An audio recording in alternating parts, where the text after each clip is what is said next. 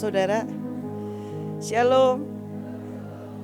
Saudara sudah kembali ke sini, saya lega. Kemarin saya sepi di sini, dengan beberapa orang saja kita deg-degan setengah mati. Tapi saya melihat banyak yang ajaib. Saudara, kita baru melewati Paskah. Selamat Paskah buat saudara, tanda kemenangan, tanda kebangkitan yang ajaib. Dan selamat datang pahlawan Tuhan, pasukan Tuhan yang terdahsyat. Amin. Saudara, kita buka di Kolose 2. Kolose 2 ayat 1 sampai 3.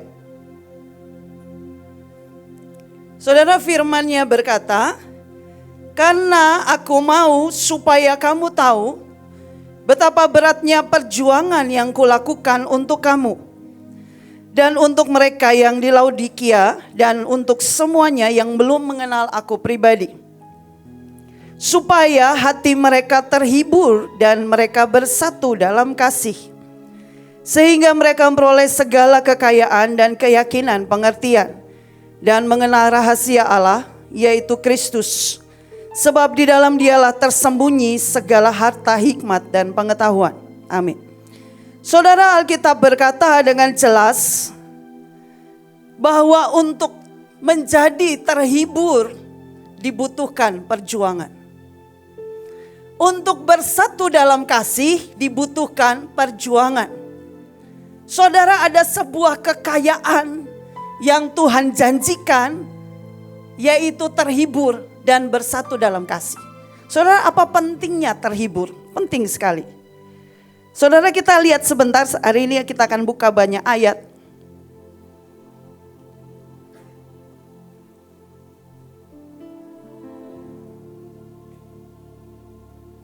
Kita buka di Lukas 24 ayat 13 sampai 17. Saudara, ini peristiwa perjalanan dua murid ke Emmaus. Pada hari itu juga, dua orang dari murid Yesus pergi ke sebuah kampung bernama Emmaus, yang terletak kira-kira 7 mil jauhnya dari Yerusalem. Dan mereka bercakap-cakap tentang segala sesuatu yang telah terjadi. Ketika mereka sedang bercakap-cakap dan bertukar pikiran, datanglah Yesus sendiri mendekati mereka, lalu berjalan bersama-sama dengan mereka. Tetapi ada sesuatu yang menghalangi mata mereka, sehingga mereka tidak dapat mengenal Dia. Yesus berkata kepada mereka, "Apakah yang kamu percakapkan sementara kamu berjalan?" Maka berhentilah mereka dengan muka muram. Saudara, dalam terjemahan lain itu dikatakan, apa yang menyebabkan engkau sangat sedih dan mukamu menjadi sangat muram? Saudara, di kitab Amsal, ini saya tadi cari ayatnya, ternyata lupa mencatat. Saudara, di kitab Amsal itu dikatakan waktu kita membiarkan hati kita sedih, kita sedang menuju kepada yang namanya kematian. Saudara, pentingnya terhibur. Ada sebuah usaha, sebuah perjuangan supaya kita memperoleh yang namanya sukacita. Saudara, pada waktu murid Yesus mukanya muram dan menjadi sangat sedih, saudara, Alkitab berkata mereka berjalan pergi dari Yerusalem, meninggalkan Yerusalem. Saudara, Yerusalem adalah kota Tuhan. Mereka berjalan 7 mil jauhnya menuju Emmaus. Saudara, seringkali dalam hidup kita, waktu kita membiarkan ratapan, kesedihan, kerugian, kemalangan, kemuraman, tanpa kita sadar itu membuat kita berjarak dengan Tuhan. Membuat kita meninggalkan kasih setia Tuhan. Membuat kita menjauh dari tempat perjanjian yang Tuhan beri. Saudara, kita meninggalkan itu karena kita tidak mengerti. Kita tidak punya kekuatan untuk mengenal dan mengasihi saudara kita. Kita tidak punya kekuatan untuk yang namanya bersatu dalam kasih.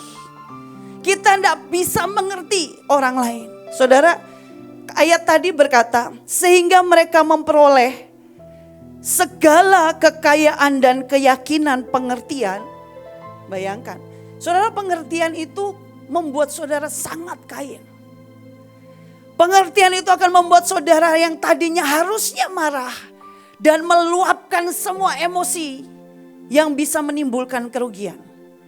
Tapi roh pengertian itu akan membuat saudara menerima hikmat dan membuat saudara melakukan segala sesuatu dengan keputusan yang tepat. Saudara, Alkitab berkata, kalau kita terhibur dan kita bersatu dalam kasih, kita memperoleh kekayaan dan keyakinan pengertian. Saudara, ini gak gampang. Ada banyak orang yang sangat merasa susah dicintai. Susah dan berkata gak ada yang mencintai aku, gak ada yang sayang. Mereka menjadi orang yang tidak bisa gampang percaya kepada siapapun. Dan itu membuat mereka sulit percaya bahwa Tuhan ada dan hidup. Saudara, itu yang membuat murid-murid Yesus sulit percaya walaupun Yesus berkali-kali berkata, hari yang ketiga aku akan bangkit. Yang mereka katakan adalah, hari yang ketiga kubur itu kosong. Siapa mencuri mayat Tuanku? Dan mereka tercerai-berai. Dan itu membuat mereka menjauh dari Tuhan. Mereka kehilangan kekayaan pengertian. Saudara, Alkitab berkata, yaitu supaya hati mereka, memperoleh segala kekayaan dan keyakinan pengertian dan mengenal rahasia Allah, yaitu Kristus. Saudara, kalau kita mengenal rahasia Allah, itu sesuatu yang ajaib lebih daripada emas dan perak. Kalau misalnya saudara sedang bertemu dengan seseorang, dan tiba-tiba orang ini punya niat sesuatu yang saudara mungkin secara kasat mata sudah tidak tahu. Tapi karena hatimu engkau letakkan hidupmu tiap hari untuk berjuang di hadapan Tuhan. Untuk bersatu dengan saudaramu. Untuk mengenal Tuhan dan untuk memutuskan untuk bersukacita. Dan tidak muram wajahmu. Dan engkau akan melihat kekayaan pengertian itu. Tiba-tiba Tuhan akan berikan engkau rahasia Allah. Dan itu membuat engkau benar-benar tahu 2-3 langkah ke depan apa yang harus dilakukan. Saudara, ini yang namanya hikmat. Alkitab berkata, hikmat berseru-seru di jalan. Tapi semua orang mencari emas dan perak. Mereka tidak menginginkan hikmat. Saudara, Alkitab berkata, kalau kita mendapatkan itu, kita akan melihat betapa Tuhan menyediakan yang sangat banyak. Saudara, saya lanjutkan. Lukas 24, masih ayat pasal yang tadi, ayat 18. Seorang dari mereka, 18-27. Seorang dari mereka namanya Kleopas menjawabnya, adakah engkau satu-satunya orang asing di Yerusalem yang tidak tahu apa yang terjadi di situ pada hari-hari belakangan ini? Jadi mereka tuh sangat sedih karena kehilangan Tuhan yang mereka sembah, yang hidup bersama-sama dengan mereka selama 3 tahun. Mereka harapkan dia menjadi raja, tapi hari itu mereka kehilangan. Semua rencana mereka, pikiran mereka, semua yang mereka bangun, impian mereka tidak terjadi seperti yang mereka mau. Dan mereka berkata kepada orang yang sama, kepada Yesus, kamu tidak tahu ya apa yang terjadi belakangan ini di Yerusalem? Katanya kepada mereka, apakah itu? Jawab mereka, apa yang terjadi dengan Yesus orang Nazaret? Dia adalah seorang nabi yang berkuasa dalam pekerjaan dan di depan seluruh bangsa kami. Tetapi imam-imam kepala dan pemimpin-pemimpin kami telah menyerahkan dia untuk dihukum mati dan mereka telah menyalibkannya. Padahal kami dahulu mengharapkan bahwa dialah yang datang untuk membebaskan bangsa Israel. Tetapi sementara itu telah lewat 3 hari sejak semuanya itu terjadi. Tetapi beberapa perempuan dari kalangan kami telah mengejutkan kami. Pagi-pagi buta mereka telah pergi ke kubur dan tidak menemukan mayatnya. Lalu mereka datang dengan berita bahwa telah kelihatan kepada mereka malaikat yang mengatakan bahwa ia hidup. Dan beberapa teman kami telah pergi ke kubur itu dan mendapati bahwa memang benar yang dikatakan perempuan-perempuan itu. Tetapi dia tidak mereka lihat. Lalu ia berkata kepada mereka, ini yang Yesus katakan. Hai kamu orang bodoh. Saudara, membiarkan hatimu sedih, itu melekat dengan yang namanya kebodohan dan kematian. Saudara, Yesus berkata, hai kamu orang-orang bodoh, betapa lambannya hatimu, sehingga kamu tidak percaya segala sesuatu. Saudara bayangin, sedih saja membuat tidak percaya, membuat jadi bodoh, membuat kita kehilangan pengertian, membuat kita kehilangan mengenal rahasia Allah, membuat kita kehilangan semua yang terbaik yang Tuhan sediakan, membuat kita sulit percaya kepada Tuhan. Bukankah Mesias harus menderita semuanya itu untuk masuk dalam kemuliaannya? Lalu ia menjelaskan kepada mereka apa yang tertulis tentang dia di dalam seluruh kitab suci, mulai dari kitab-kitab Musa dan segala kitab nabi-nabi. Saudara, Tuhan di tengah semua yang terjadi, sampai murid-murid tidak kenal dia, dia terus berusaha menjelaskan firman. Saudara, ini yang terjadi. Lanjut ayat 30. Waktu ia duduk makan dengan mereka, ia mengambil roti, mengucap berkat, lalu memecah-mecahkannya dan memberikannya kepada mereka. Saudara, ini semua sebuah perjuangan. Sebuah perjuangan untuk membuat orang mengenal kebenaran. Sebuah perjuangan untuk membuat orang yang tadi Alkitab bilang terhibur. Dalam terjemahan lain dikatakan mereka memperoleh sukacita dan kemenangan dan kelepasan. Saudara, ini perjuangan, sederetan perjuangan yang Yesus lakukan, supaya murid-muridnya kenal kuasa kebangkitan yang sekarang ada padanya. Saudara, Alkitab berkata dia sudah terangkan pakai firman, mereka toh enggak ngerti-ngerti. Tadi di depan ayatnya berkata sesuatu terjadi dengan mata mereka sehingga mereka tidak bisa melihat kebenaran. Saudara, akhirnya Yesus memecah-mecahkan roti. Dia mengucapkan berkat dan kemudian dia mendoakan, memecah-mecahkannya dan memberikannya kepada mereka.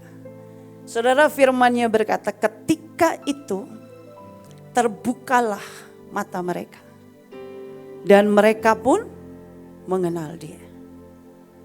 Tetapi ia lenyap dari tengah-tengah mereka. Kata mereka seorang kepada yang lainnya, bukankah hati kita berkobar-kobar ketika ia berbicara dengan kita di tengah jalan dan ketika ia menerangkan kitab suci kepada kita? Saudara, perhatikan ini. Lalu bangunlah mereka dan terus kembali ke Yerusalem. Saudara, ada sebuah usaha, sebuah perjuangan untuk saudara bisa membuat orang bisa melihat kebenaran, bisa mendengar kebenaran, bisa bersatu dalam kasih. Dan efeknya adalah mereka mengenal dia dan kembali ke Yerusalem. Saudara, waktu kita harus mengalah kepada yang lain, waktu kita harus meletakkan hidup, waktu mungkin sesuatu terjadi tidak seperti yang kita mengerti, waktu seolah-olah sepertinya harus terus kita yang mengerti, waktu seolah-olah sepertinya kita yang kerja paling keras, apapun itu. Jangan pernah biarkan hatimu marah. Jangan pernah biarkan hatimu merasa berjasa. Jangan pernah biarkan hatimu berkata selalu aku, selalu aku. Saudara, Alkitab berkata harus ada orang yang menerangkan firman, yang menjadi pelaku firman, yang meletakkan perjuangan setiap hari untuk orang mengenal dia dan kembali ke Yerusalem. Saudara, di ayat terakhir dari yang Kolose tadi ditutup dengan kalimat, sebab di dalam dialah tersembunyi segala hikmat, harta hikmat dan pengetahuan. Saudara, harta hikmat dan pengetahuan ini lebih dari apapun yang kita tidak bisa bayangkan. Saudara, ayat ini Tuhan bicara sangat banyak buat saya. Tapi saya menjelaskannya, saya masih mengunyah. Saya tahu ini ada sebuah kuasa di dalamnya. Kuasa untuk mengenal kebangkitan Yesus di dalam kita. Saudara, untuk bersatu dengan saudara satu sama lain itu tidak gampang. Saudara, kemarin saya ngobrol dengar khotbah dari seseorang dan dia bilang, pekerjaannya mungkin tidak masalah. Semua segala sesuatu bisa dikerjakan, tergantung tenaga kita. Masalahnya adalah dengan siapanya, dengan orang yang kita bekerja sama. Mungkin ada orang-orang yang mungkin lebih malas dari kita. Mungkin ada orang-orang yang lebih tidak teratur dari kita. Ada orang-orang yang menggampangkan. Ada orang-orang yang kerjanya berantakan. Dan kita harus memperbaiki. Ada orang-orang yang mereka dikasih tugas dan tidak dikerjakan dengan baik sehingga kita harus ngecek ulang dan mengerjakan ulang. Saudara, ada begitu banyak yang seolah-olah kita pengennya marah dan berteriak. Tapi saya mau berkata, di tengah semuanya, tidak cuma pada saat acara, Tuhan berkata ada kuasa mengenal Dia. Dan di dalam semuanya ketika kita melakukannya, ada sebuah kekayaan, harta, hikmat dan pengetahuan. Saudara, satu hari, ini sudah peristiwa lama. Sebenarnya setiap saat saya menghadapi, tapi saya sungguh-sungguh lihat Tuhan memimpin dengan hikmat yang ajaib. Saudara, satu hari kita buat arak-arakan di Bekasi. Tiba-tiba ada masalah dan tiba-tiba kami didatangi. Saudara, sebenarnya sekolah itu, ya, kalau ada apa-apa, sekolah yang dicari pertama. Karena memang kita yang paling kelihatan. Jadi saya ngomong sama diri saya bertahun-tahun setiap hari. Saya ada untuk itu. Saya ada untuk berdiri di hadapan Tuhan. Saya ada untuk berdiri buat saudara-saudara saya sepanjang Tuhan izinkan. Saudara, hari itu saya harus menghadapi beberapa orang yang makin marah-marah. Dan beberapa orang sudah ngomong sama saya begini. Beberapa orang yang lain, orang-orang kita ngomong begini. Enak ya pemimpin buat gampang aja, giliran begini kita yang harus tanggung jawab. Saya bilang jangan ngomong seperti itu. Saudara, orang ini ngomong segala macam, saya tuh gak ngerti apapun yang dia ngomongin. Karena saya tuh gak terlalu suka hal-hal politik. Saya cuma tunduk kepala, hari itu saya bilang Tuhan, saya minta hikmat. Saudara, hari itu tiba-tiba ini ada 2 orang yang maki-maki saya. Tiba-tiba Tuhan bilang begini, yang satu itu orang Ambon. Cuman begitu loh, itu hal sederhana sekali. Lalu saya angkat muka, itu orang badannya besar, galaknya minta ampun. Marah-marah, maki-maki dan ngomong sembarang macam. Saya cuma bilang gini, Om, orang Ambon ya. Saya tuh sama orang Ambon tuh gak terlalu, biasalah. Gak terlalu yang, kamu orang Ambon. Enggak, biasa banget. Saya tuh gak terlalu kesukuan. Jadi saya cuma bilang gitu, Om orang Ambon ya. Terus dia jawab saya, iya kenapa? Pertama dia manggil saya Bu, kenapa Bu? Manggil saya, oh ibu tahu gak begini-begini segala. Terus saya bilang, saya juga orang Ambon Om. Terus dia mulai melunak. Terus dia ganti panggil saya bukan Om lagi, panggil saya Nona. Padahal saya sudah nyonya. Orang Ambon itu kalau mulai dekat manggilnya Nona. Nona paham apa? Saya paham Rala Halu. Oh dari mana? Dan setelah ngomongnya langsung melunak. Oh itu hikmat. Saya gak perlu ladenin dia marah-marah, saya juga gak ngerti jawabnya gimana. Saya kalau setiap mau marah itu deg-degan, makanya saya banyak diem. Kalau saya ngomong itu ya, ngomongnya itu gak jelas. Kata beberapa orang di dekat saya, kalau misalnya marah ngoceh itu ngocehnya gak jelas. Jadi lebih baik saya diem. Nangis. Jadi terus setelah perkenalan singkat itu, kan karena angkatan dia sudah angkatan di atas saya, seangkatan orang tua saya. Dan dia bilang, dia ngobrol-ngobrol lah sekali, dia suka dengan kesukuan. Ngobrol, kenalan sebentar, terus dia ngomong sama temennya yang juga maki-maki saya. Sudah tenang, saya yang urus.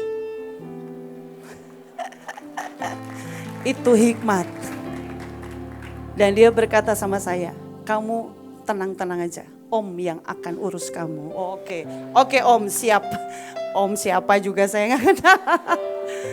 Tapi saudara, itu kekayaan hikmat. Saudara, itu lebih daripada saudara ketakutan dan saudara keluarin uang supaya tutup mulut. Tambah masalah baru iya. Seringkali ketakutan kita, kesedihan kita, kemarahan kita membuat kita menjauh dari Yerusalem. Seringkali kita tidak pernah diam, tenang dan berkata, Tuhan harus apa? Saudara, Tuhan menyiapkan hikmat, kekayaan pengertian dan pengetahuan. Dan itulah yang menyelamatkan berkali-kali. Saya cuma mau berkata, hikmat membuat engkau melihat sesuatu yang ajaib. Hikmat lebih dari emas dan perak. Hikmat membuat engkau mengenal Dia, mengenal kuasa kebangkitannya. Hikmat membuat engkau tidak akan pernah merasa rugi ketika engkau harus meletakkan perjuangan. Ketika engkau harus melewati hidupmu dengan berjuang dan meletakkan bagi Kristus. Itu sebuah kehormatan. Itu bukan sebuah penyiksaan. Itu bukan karena Tuhan marah sama saudara. Tapi saya mau berkata, ini yang Tuhan janji buat kita. Ada rahasia Allah. Ada kekuatan, kekayaan, pengertian. Mengenal Dia. Kembali dan tinggal di Yerusalem. Tinggal di dalam hadirat Tuhan. Dan kita melihat hikmat itu. Memimpin kita. Melihat seluruh penggenapan janji Tuhan. Saudara, saya berdoa setiap kita mengerti. Ini ayat yang sederhana, saya tidak panjang. Tapi saya sungguh-sungguh ingin setiap kita, mari pilih dan putuskan.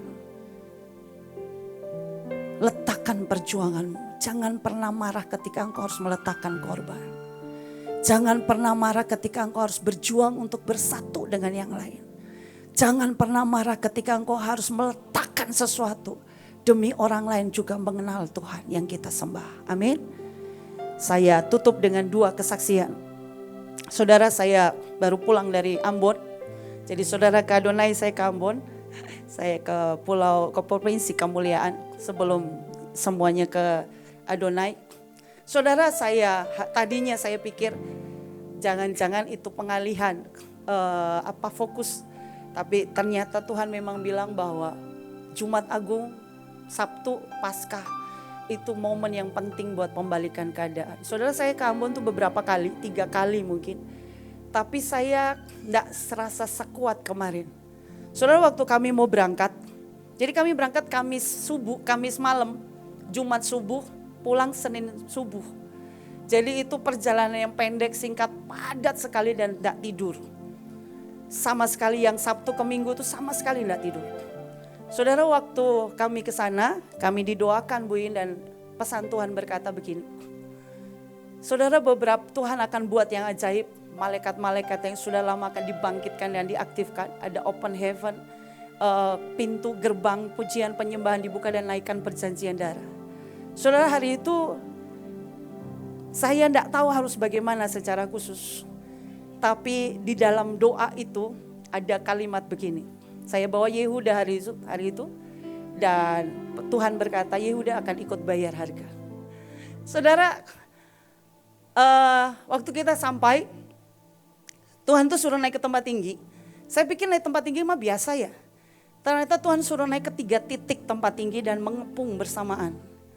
Saudara, kita naik ke tempat tinggi itu susah payah, begitu sampai di tempat saya. Itu tidak, jadi saya itu diantar paling terakhir.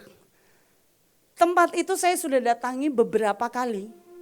Jadi ada pahlawan wanitanya dengan wajah marah dan dia memandang dari atas paling tinggi ke seluruh provinsi kepulauan Maluku. Dan kemudian di sana waktu kita begitu sampai, saya bilang mulai. Saudara, kita harus naik tangga yang sangat tinggi. Saudara, tangganya itu, antar tangga itu tinggi. Dan itu begitu turun, anak saya Yehuda itu keluarkan darah dari hidung. Itu seperti keran air. Saya sering lihat dia mimisan. Saya tidak pernah lihat yang seperti kemarin. Itu ngocor sepanjangnya sampai 2 pak tisu habis. Saya sampai bilang, Tuhan, ini hati mama saya ya pengennya duduk dulu beresin semua. Tuhan bilang jalan. Saudara, saya bilang dia jalan. Dia nangis, jadi itu air mata campur darah. Netes sepanjang tangga, jalan sampai ke atas. Saya bilang berdiri tegak, jalan tegak, naik terus tidak berhenti. Dia sampai teriak, mami, mami. Saya bilang jalan. Itu jalan sambil netes darah terus sampai di atas. Saya sampai bilang, Tuhan, Tuhan. Saya itu gak inget doanya yang didoakan, yang dipesankan waktu di sini. Cuman hari itu saya tahu ini anak harus berdiri dan perang. Saudara, kita berdiri di sana dan begitu sampai di puncak ke paling atas. Kita doa, kita nyembah Tuhan. Tuhan, saudara, tiba-tiba ada suara anak kecil. Itu bicara sesuatu. Berulang-ulang, saya tuh sampai nyari. Ini siapa yang bicara ya? Saya tuh kayak dengar-dengar sesuatu apa ya. Saya sampai cari di belakang pohon. Gak ada orang. Ternyata anak saya doa. Anak saya tuh ngomong ini. Tuhan, tolong Tuhan datang ke Ambon, Tuhan datang ke Ambon. Dia doa itu berkali-kali. Saya tuh sampai bilang, Tuhan. Begitu dia doa itu berkali-kali, darah itu berhenti seperti tidak terjadi apa-apa. Di tengah masih, kalau mau dibilang karena panas dalam atau segala macam, saya juga gak ngerti. Pipinya itu gak merah. Biasanya kalau terlalu panas pipinya merah, itu enggak. Tiba-tiba berhenti begitu saja. Dan hari itu saya tahu Tuhan sedang membalikan sesuatu. Saudara, kita tutup juga dengan darah di perjalanan terakhir. Mulai dengan darah, tutup dengan darah. Tapi Tuhan berkata begini, peperangan kali ini darah melawan darah. Saudara, hari itu begitu kita turun, kita nyebrang ke pulau. Jadi kita tunggu pasukan dari pulau lain. Mereka nyebrang semalaman, begitu sampai pagi kita langsung nyebrang ke pulau lain. Saudara, sampai di sana, begitu menginjak kaki di sana, pertama Tuhan tuh bilang begini sama saya. Perkenalkan dirimu sebagai Famra Lahalu dari suku apa? Suku papa saya. Saya bilang begini, Tuhan, saya sudah sering lakukan itu. Dan cuman mendatangkan kekaguman mama Ambon.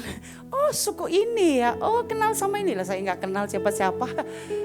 Biasa cuman begitu aja. Cuman kali ini saya bilang, Tuhan, saya mau taat. Saudara, waktu saya datang, itu gembalanya tuh ngeliat saya dari atas ke bawah. Itu nggak berhenti.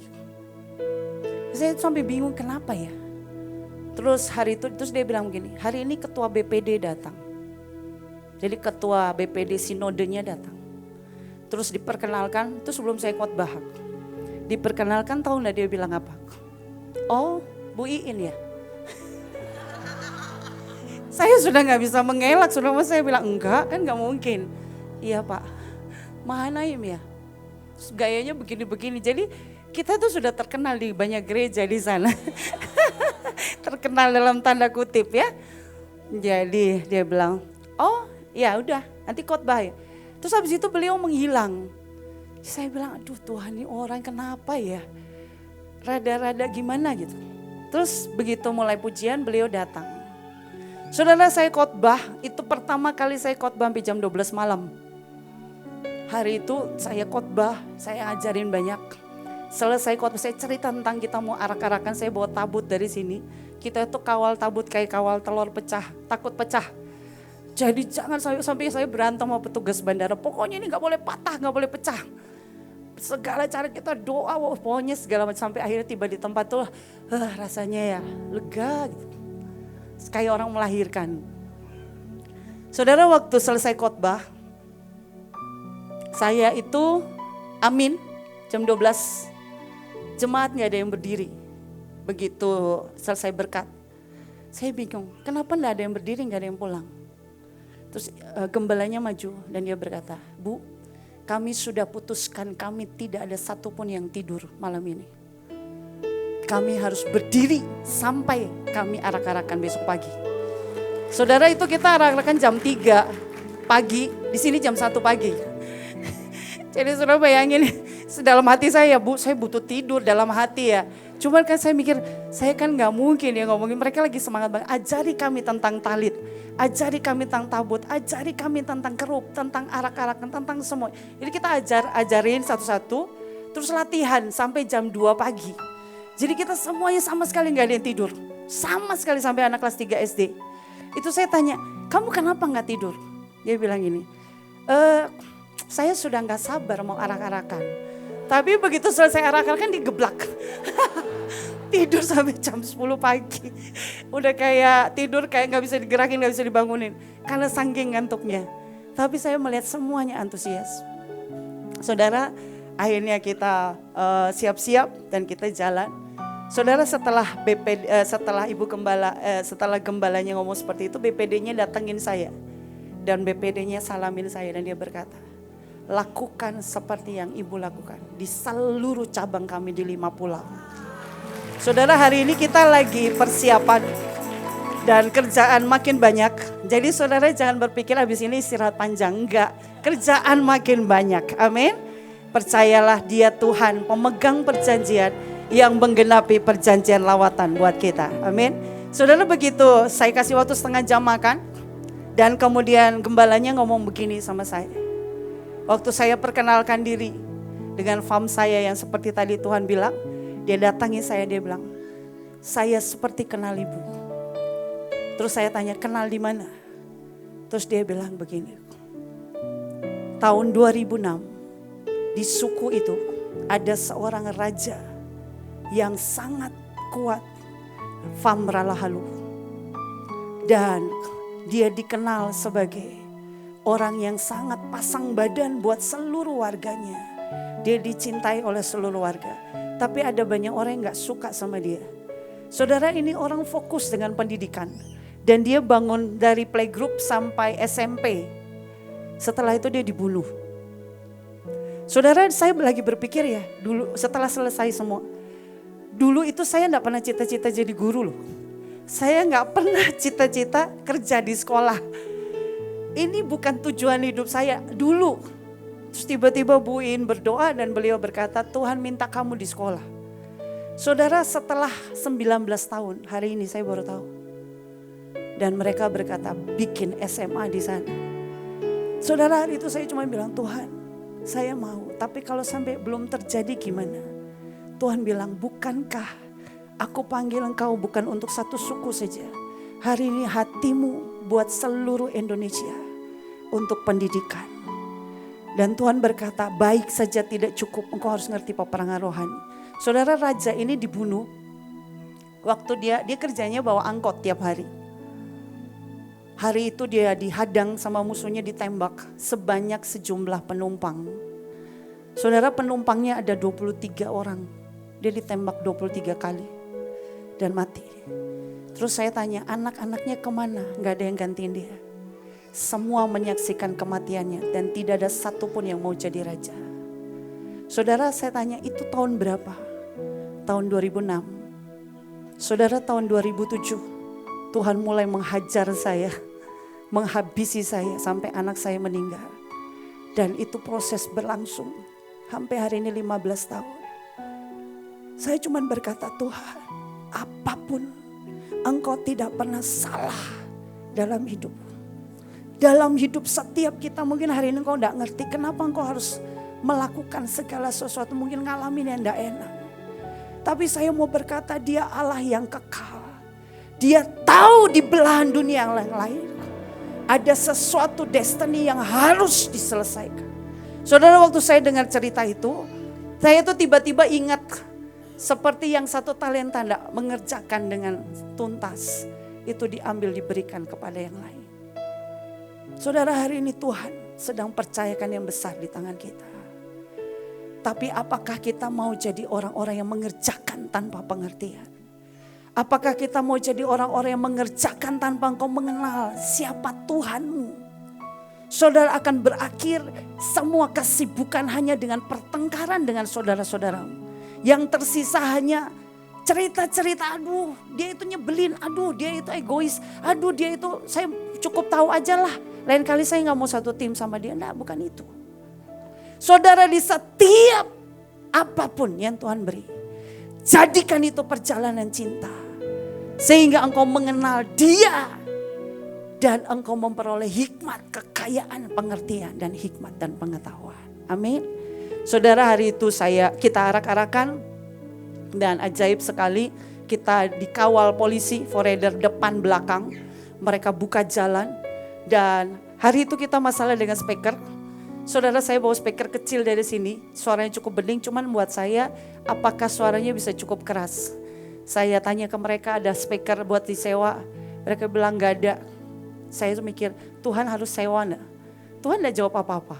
Saudara, tiba-tiba mereka tuh punya ide ajaib. Saudara tahu angkot yang di kampung-kampung? Yang suara musiknya segede-gede, sebesar-besar gaban itu. Jadi itu saudara, mereka tuh ngambil lagunya Leo, suara Leo itu bergema satu pulau. Itu keren banget. Kalau saudara tadi lihat videonya, itu di samping kita itu ada mobil, itu jalan suaranya kenceng banget, itu membangunkan fajar bener. Jadi besar banget suara penyembahan. Dan itu mengiringi kita. Dan semua mereka berkata, kami minta semua kantor-kantor pemerintahan, tolong didoakan dan dideklarasikan. Saudara, saya mau berkata yang ajaib, Tuhan sedang ingin berikan. Tapi jangan pernah marah ketika engkau harus berjuang buat bersatu dalam kasih. Jangan pernah marah ketika engkau harus berjuang untuk membuat dirimu sendiri atau saudaramu mengenal dia. Sebab ada kekayaan hikmat yang Tuhan sediakan. Amin. Saya mau berkata, saudara, jangan pernah marah ketika engkau harus meletakkan perjuangan buat menghibur orang supaya mereka mengenal Tuhan. Amin. Saudara, semua yang saudara kerjakan tidak ada yang sia-sia. Saya melihat yang ajaib, Tuhan buat semuanya ajaib, semua normal. Dan saya melihat pertolongan Tuhan yang ajaib. Tuhan, saudara, terakhir Tuhan kasih ayat ini. Saya baca ayat ini sangat kuat dan saya ingin setiap saudara mengamini. Saudara, di Yesaya 42 ayat 5 sampai 8. Beginilah firman Tuhan, firman Allah Tuhan yang menciptakan langit dan membentangkannya, yang menghamparkan bumi dengan segala yang tumbuh di atasnya, yang memberikan nafas kepada umat manusia, yang mendudukinya, dan nyawa kepada mereka yang hidup di atasnya. Aku ini Tuhan telah memanggil engkau untuk maksud penyelamatan, telah memegang tanganmu. Aku telah membentuk engkau dan memberi engkau menjadi perjanjian bagi umat manusia, menjadi terang untuk bangsa-bangsa, untuk membuka mata yang buta, untuk mengeluarkan orang hukuman dari tempat tahanan, dan mengeluarkan orang-orang yang duduk dalam gelap dari rumah penjara. Aku ini Tuhan, itulah namaku. Aku tidak akan memberikan kemuliaanku kepada yang lain atau kemasyuranku kepada patung. Saudara, waktu Tuhan kasih ayat ini, Tuhan berkata, banyak orang kagum dengan semua monumen di seluruh dunia. Tapi Tuhan pilih kita. Tuhan pilih kita dan Tuhan berkata, aku pilih orang-orang yang punya cinta, yang hatinya berkobar-kobar, yang hatinya mengenal Allahnya, yang hatinya meletakkan dengan sukacita, meletakkan dengan berkata ini sebuah kehormatan. Dan Tuhan berkata, aku mengangkat engkau menjadi perjanjian di atas umatku. Saya berdoa setiap saudara mengamini ini dan menerima ini janji Tuhan buat setiap kita. Saudara, kita akan baca sekali lagi. Kata engkau saudara ganti dengan nama saudara. Sambil berdiri mari kita baca bersama-sama.